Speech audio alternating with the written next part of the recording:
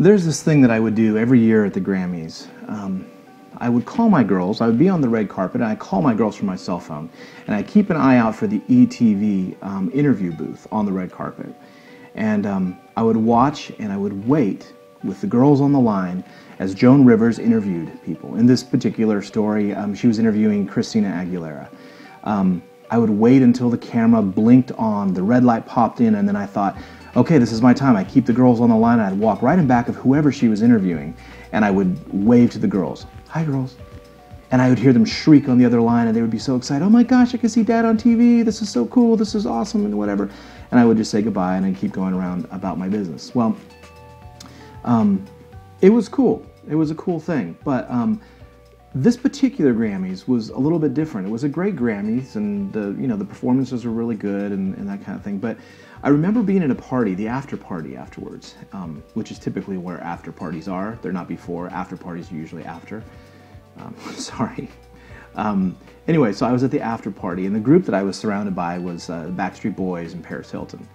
And I can remember thinking to myself, wow, this is really cool, and you just kind of living hobnobbing with all the celebrities and that kind of thing. And but there was a pit in my stomach, and at the time I didn't really know what it was, and there was no way I could have articulated. But what I think it was this.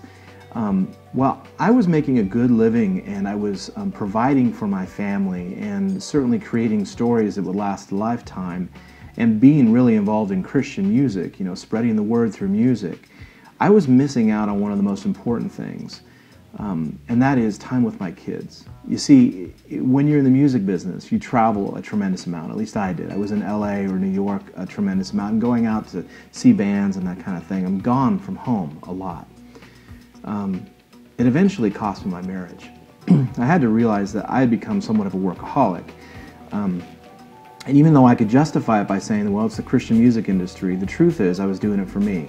In the same way as when I walked in front of the on the red carpet in front of the television or the camera and waved to the girls, yes, it was about the girls, and yes, it was for the girls, but it was to make me feel like I was a good dad.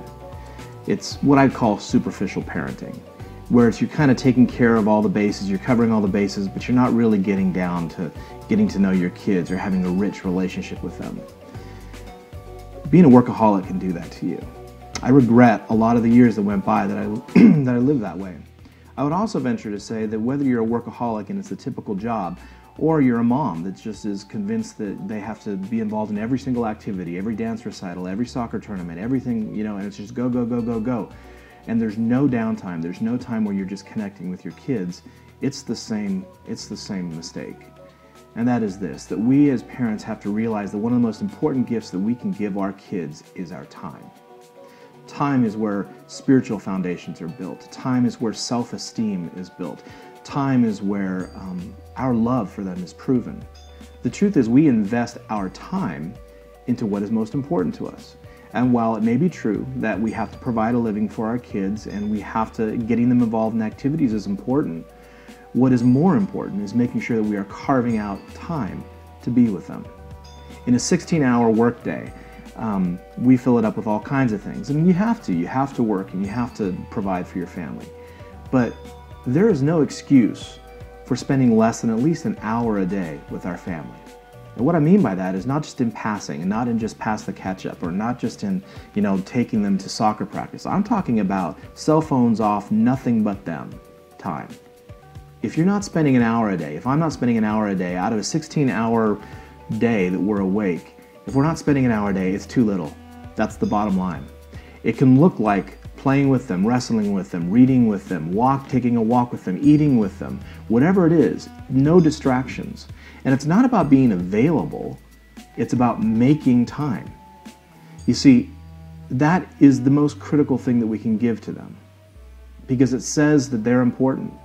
It says that even though there's a lot of other things going on in our lives, the fact that we are reaching out to them, getting to know them, nurturing our relationship with them is absolutely job number one. And you know what? I know that it's a little more complicated than that because you do have to travel sometimes and you do have other things, but I'm just saying as a rule of thumb, if you are not spending an hour a day, making an hour a day for yourself to be available and for you to be completely dialed into your kids, you're not spending enough time with them. I'm saying that to you as much as I'm saying that to myself. Time is the most critical thing that we can give to our kids. So that's my reminder for me and for you today. Thanks. Appreciate the opportunity to speak into your life.